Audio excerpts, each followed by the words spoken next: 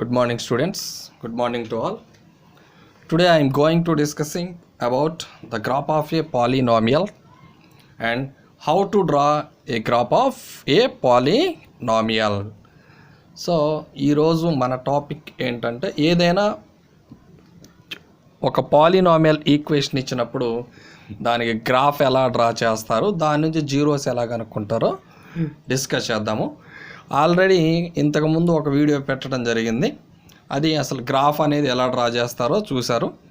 So ఈరోజు ఏంటంటే మనం ఒక ప్రాబ్లం తీసుకున్నాము, ఒక పాలినామియల్ తీసుకున్నాము. ఈ పాలినామియల్కి గ్రాఫ్ని డ్రా చేసి దానికి జీరోస్ ఎలా కనుక్కుంటారో చూద్దాం అనమాట.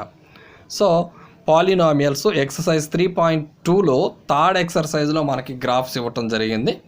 ఈ పాలినామియల్స్ ఇచ్చి ఆ పాలినామియల్స్కి zeros and justify your answer అని అడుగుతారు. సో చూస్తే ఒకసారి draw the graph of p of x is equal to x square minus x minus 12 and find the zeros, justify your answer. అంటే ఇక్కడ ఏంటంటే మనకు ఒక పాలినామియల్ ఇచ్చారు, X square minus x minus 12 అనే పాలినామియల్ ఇచ్చారు. దానికి గ్రాఫ్ ద్వారా జీరోస్ కనుక్కోవాలి and justify your answer. Justify అని ఎందుకు అడిగారు అంటే, మనం ఆల్రెడీ ఏదైనా ఒక పాలినామియల్ ఇచ్చినప్పుడు మనము ఇంతకుముందు ప్రీవియస్ క్లాసెస్లో ఏంటంటే మనం జీరోస్ కనుక్కున్నాము. ఇలా ఉన్నప్పుడు మన క్వాడ్రాటిక్ పాలినామియల్ ఇచ్చినప్పుడు ఆల్రెడీ మనము ఈ ఎక్సర్సైజ్లోనే సెకండ్ రోమంలో చూసామన్నమాట. గ్రాఫ్స్ మనకిచ్చిన పాలినామియల్ యొక్క జీరోస్ని ఎలా కనుక్కున్నారంటే, క్వాడ్రాటిక్ ఈక్వేషన్ ఇచ్చినప్పుడు ప్రైమ్ ఫ్యాక్టరైజేషన్ మెథడ్లో జీరోస్ కనుక్కోవడం జరిగింది. అంటే పాలినామియల్కి జీరోస్ కనుక్కోవటం అదొక మెథడు. ఇక్కడ గ్రాఫికల్గా మనము జీరోస్ ఎలా కనుక్కుంటామో చూస్తామన్నమాట. చూద్దాం. సో ఫస్ట్ మనకిచ్చిన పాలినామియల్ ఏమనుకుంటామంటే, let the given polynomial y is equal minus x minus 12. అంటే మనకి p of x is equal x square minus x minus 12 అని ఇచ్చారు. దీన్ని మనం y అని అనుకుంటాం, ఎందుకంటే మనం గ్రాఫ్ డ్రా చేయాలంటే మనకు కంపల్సరిగా y కోఆర్డినేట్స్ కావాలి, x కోఆర్డినేట్స్ కావాలి, y కోఆర్డినేట్స్ కావాలి. మనకు ఆల్రెడీ ఎక్స్లో ఉంది కాబట్టి మనము x ప్లేస్లో ఏదైనా ఒక నెంబర్ సబ్స్టిట్యూట్ చేస్తే వాల్యూ ఆఫ్ ద పాలినామియల్స్ వస్తే ఆ వాల్యూ ఆఫ్ ద పాలినామియల్స్ని మనము y అని అనుకుంటాం అనమాట. అందుకే ఇచ్చిన పాలినామియల్ని ఏమనుకున్నామంటే y is equal to x square minus x minus 12.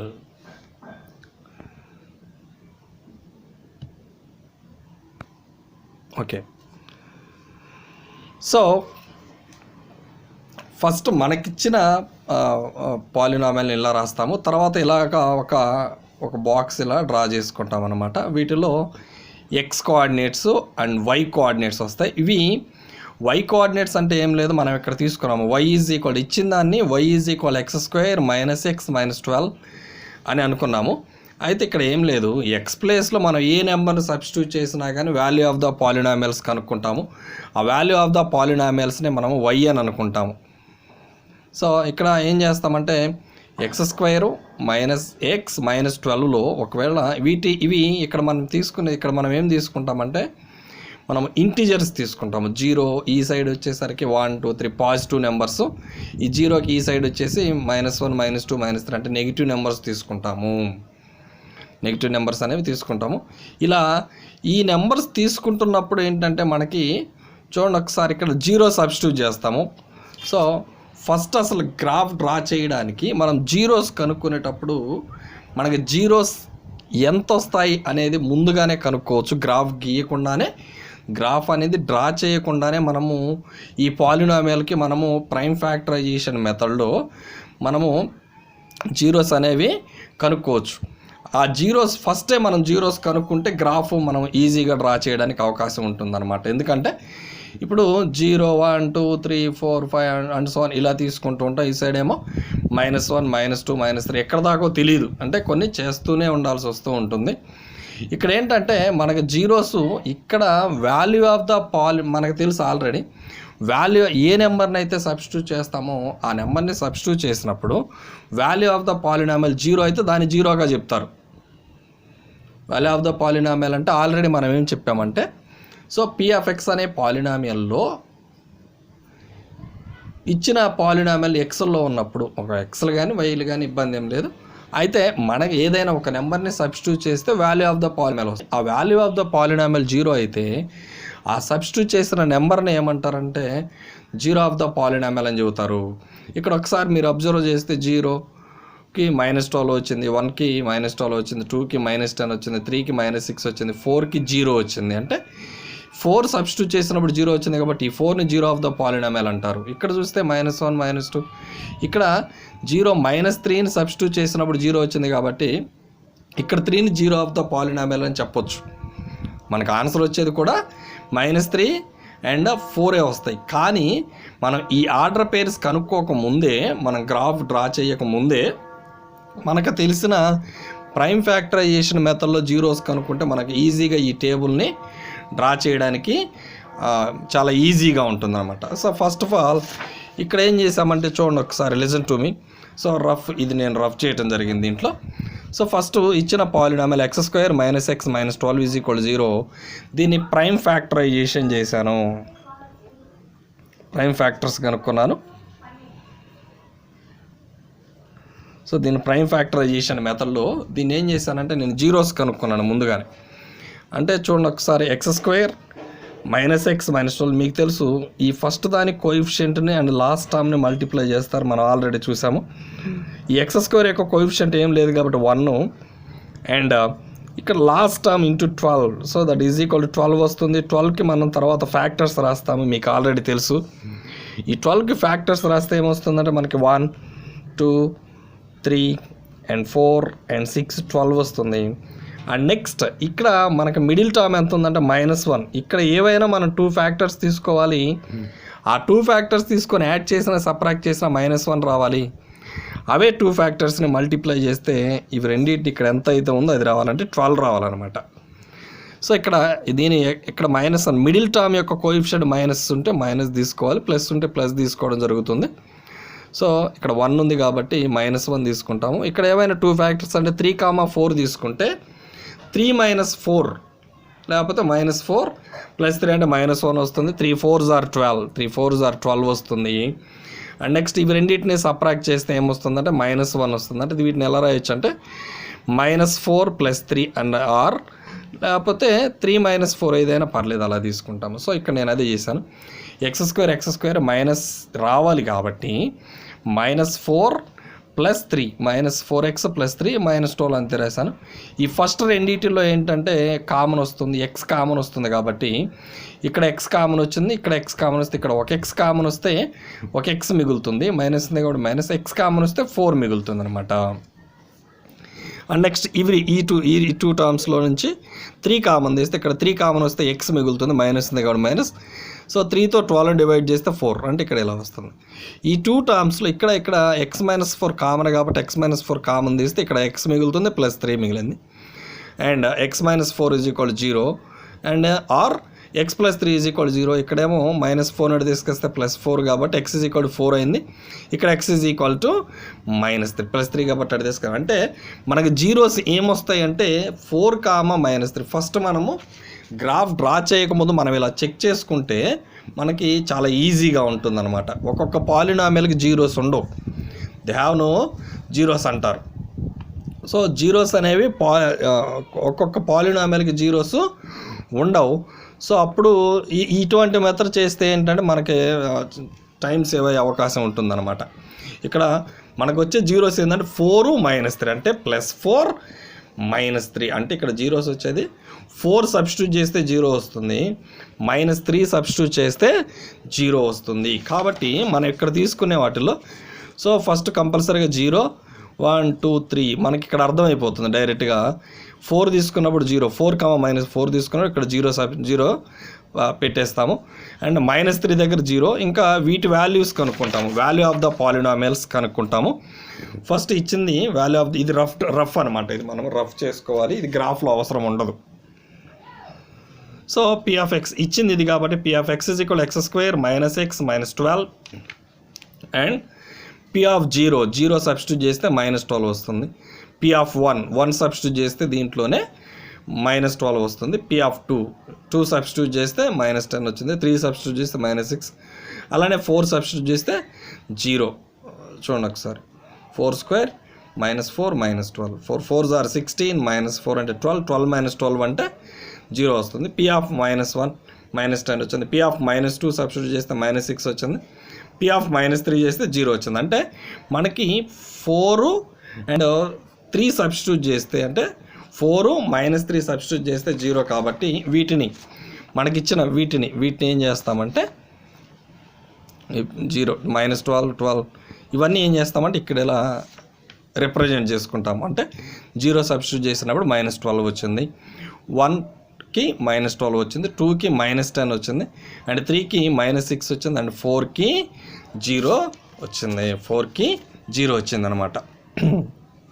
4కి 0. అండ్ ఇక్కడ ఇంకా ఏం తీసుకుంటే x, y మనకు ఆర్డర్ పేర్స్ కావాలి కాబట్టి x coordinate and y coordinate -3, 0 -3, 0 and -2, -6 ఇక్కడ ఉన్నాయో రాస్తాం అన్నమాట. -1, -10, 0, -12 అండ్ 1, -12 అండ్ 2, -10 అండ్ 3, -6 అండ్ 4, 0. ఇవి డ్రా చేసిన తర్వాత మనం స్కేల్ తీసుకుంటాము. మనం ముందుగానే ఇది రాసుకోకూడదు, బై ద గ్రాఫ్ అని రాయకూడదు. నేను ఇక్కడ ఆల్రెడీ రాసేసాను కాబట్టి మీరు ఇలా అనుకోవద్దు. ఇక్కడ దాకే ఫస్ట్ మనం ఇక్కడ దాకా వచ్చాము. ఇవి ఆర్డర్ పేర్స్ తీసుకున్న తర్వాత మనము గ్రాఫ్ డ్రా చేయాలి. ఈ ఆర్డర్ పేర్స్ అనే మనకి ఎక్స్ కోఆర్డినేట్ చూస్తే 1 స్కేల్ తీసుకుంటాం కదా. ఎక్స్ కోఆర్డినేట్స్ అయితే స్కేల్ 1 సరిపోతుంది. వై కోఆర్డినేట్ కూడా -6 -12 అంటే మనకి 1 సరిపోతుంది. గ్రాఫ్లో మన స్కేల్ ఏం తీసుకుంటామంటే ఎక్స్ యాక్సిస్ మీద అండ్ వై యాక్సిస్ మీద మనకు 1 సరిపోతుంది.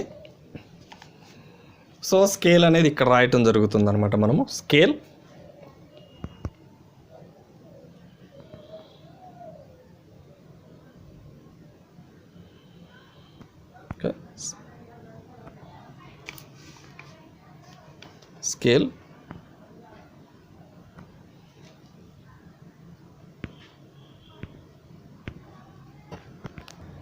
And scale. సో స్కేల్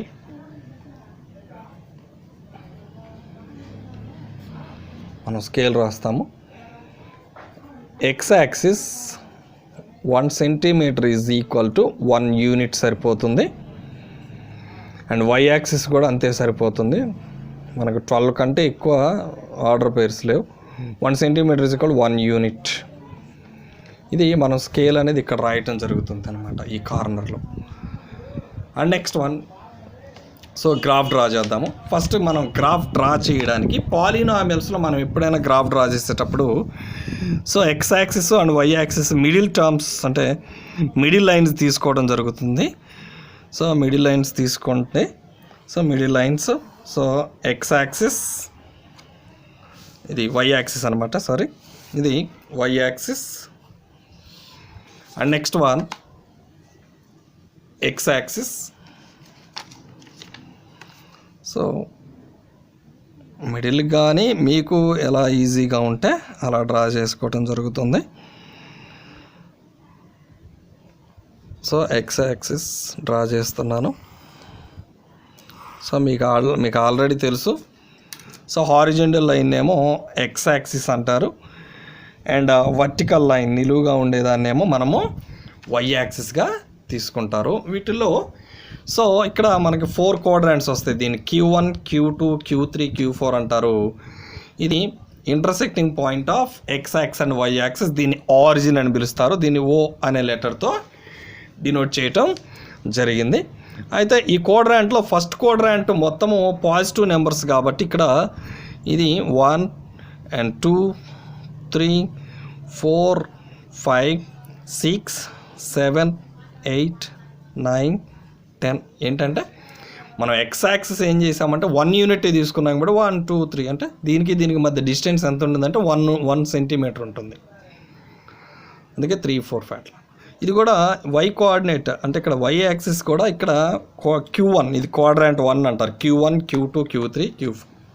దీంట్లో వై యాక్సిస్ ఇక్కడ కూడా పాజిటివ్ కాబట్టి పాజిటివ్ 1, 2. ఇది కూడా వై యాక్సిస్ కూడా మనము 1 యూనిటే తీసుకోవడం జరిగింది కాబట్టి సో 1 2 3 4 and 5 6 7 8 9 అలాగనమాట.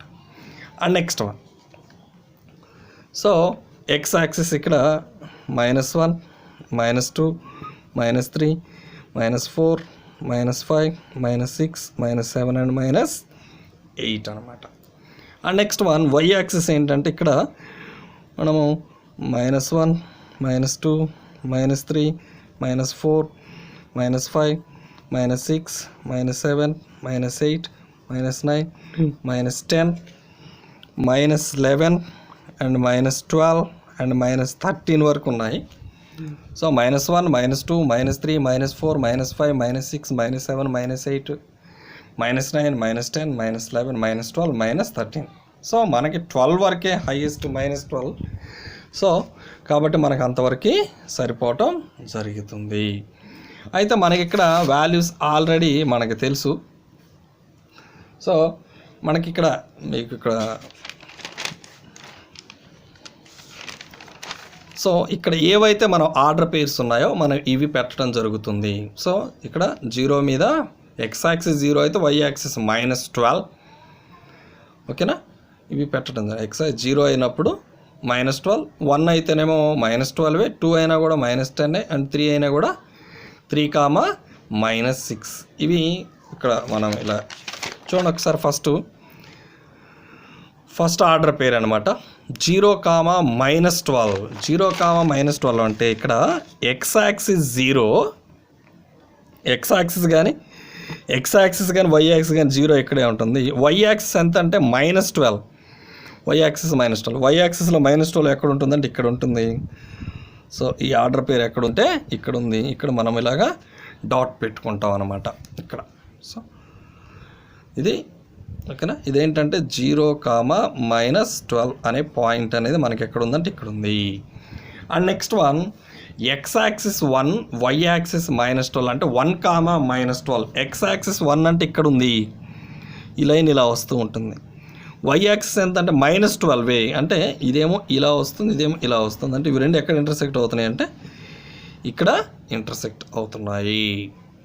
And next one next order pair 2, -10. 2, -10. X axis 2 ఇక్కడ ఉంది అండ్ వై యాక్సిస్ -10 ఏముండదు ఇక్కడ. మనకి ఉంది పాజిటివ్ నెగిటివ్ చూసుకుంటాం అంతే. ఇప్పుడు ఎక్స్ యాక్సిస్ ఇక్కడ మనకి 2, వై యాక్సిస్ -10. ఎక్స్ యాక్సిస్ మీద +2 అంటే ఇది అండ్ వై యాక్సిస్లో -10 అంటే ఇది ఇక్కడ ఉంది చూసారా.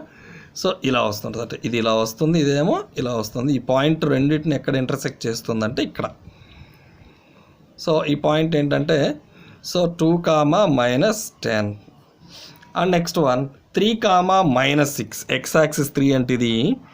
సో వై యాక్సిస్ -6 అంటే ఇక్కడ ఉంది, ఇది ఇలా వస్తుంది. ఇదేమో ఇది ఇలా వస్తూ ఉంటుంది, ఇదేమో ఇలా వస్తుంటుంది. ఇవి రెండు ఇక్కడ ఇంటర్సెక్ట్ అవుతున్నాయి. 3, -6 అనమాట. And next one so 4, 0. X axis 4, Y axis 0. X axis 4 అంటే లైన్ ఇది ఇలా వస్తూ ఉంటుంది, కానీ వై యాక్సిస్ 0 అంటే ఇది వై యాక్సిస్. వై యాక్సిస్ 0 అంటే ఇక్కడ ఉంటుంది, ఇదేమో ఇలా వస్తుంది, ఇలా వస్తుంది. అంటే ఇవి రెండు ఎక్కడ ఇంటర్సెక్ట్ అవుతున్నాయి అంటే ఇక్కడ. దీన్ని ఎక్స్ యాక్సిస్ మీద పాయింట్ అంటారు. పాయింట్ ఆన్ ఎక్స్ యాక్సిస్ అంటే ఆ పాయింట్ ఎలా ఉంటుందంటే ఇక్కడ మనకి 4, 0 కదా. మనకి ఇది 4, 0 అంటే ఎక్స్ కోఆర్డినేట్ ఉంటుంది, వై కోఆర్డినేట్ 0 అవుతుంది. ఎక్స్ కోఆర్డినేట్ ఉంటుంది, వై కోఆర్డినేట్ 0. ఇది ఎక్స్ యాక్సిస్ మీద పాయింట్ అనమాట. వై యాక్సిస్ మీద పాయింట్ అంటే రివర్స్ అనమాట. అంటే వై కోఆర్డినేట్లో నెంబర్ ఉంటుంది, ఏదో ఒక నెంబర్ ఉంటుంది, ఎక్స్ కోఆర్డినేట్లో 0 ఉంటుంది. And next one -1, -10. -1, -10 అంటే ఎక్స్ యాక్సిస్ -1 ఇక్కడ. ఎక్స్ యాక్సిస్ -1 ఇలా వస్తూ ఉంటుంది. వై యాక్సిస్ -10 అంటే ఇది కదా, ఇక్కడ వస్తుంది, ఇది ఇలా. అంటే ఇవి రెండు ఇక్కడ ఇంటర్సెక్ట్ అవుతున్నాయి. -1, -10. -1, and next one so -2, -6. Already ఇక్కడున్న ఆర్డర్ పేర్సే నేను తీసుకోవడం జరుగుతుంది. -1, -10, -2, -6, -2, -6 తర్వాత -3, 0. -2, -6 పెడుతున్నాం ఇప్పుడు. -2, -6. ఎక్స్ యాక్సిస్ -2 ఇక్కడ ఉంటుంది, ఇదిగో ఈ లైన్ ఇక్కడ. వై యాక్సిస్ 6 అంటే ఇక్కడ, అంటే ఇవి రెండు ఇక్కడ, ఈ లైన్ ఇలా వస్తుంది, ఈ లైన్ ఇలా వస్తుంది, అంటే ఇక్కడ ఇంటర్సెక్ట్ అవుతుంది. సో ఇది -2, -6. అండ్ నెక్స్ట్ పాయింట్ ఏంటంటే -3, 0. -3 అంటే ఎక్స్ యాక్సిస్ -3, వై యాక్సిస్ 0 అంటే ఎక్స్ యాక్సిస్ -3 అంటే ఈ లైన్ ఇలా ఉంటుంది, వై యాక్సిస్ 0 కానీ ఎక్స్ యాక్సిస్ 0 ఇదే.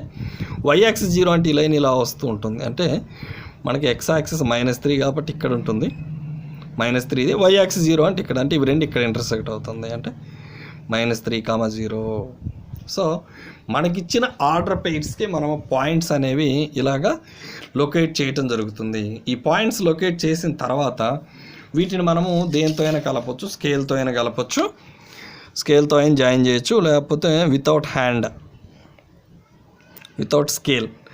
స్కేల్తో అయినా డ్రా చేయడం జరుగుతుంది, లేకపోతే స్కేల్ లేకపోయినా ఇబ్బంది ఏమీ లేదు. సో వీటిని ఇలా నీట్గా ఇలా జాయిన్ చేస్తే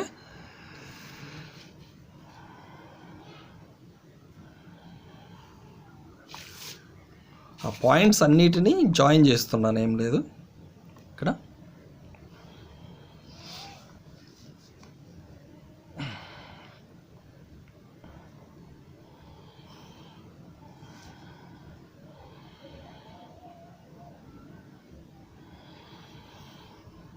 సో ఇలా డ్రా చేస్తే మన గ్రాఫ్ అనేది ఇలా రావటం జరుగుతుంది. ఇది ఒక గంట సింబల్లో ఉంటుందన్నమాట.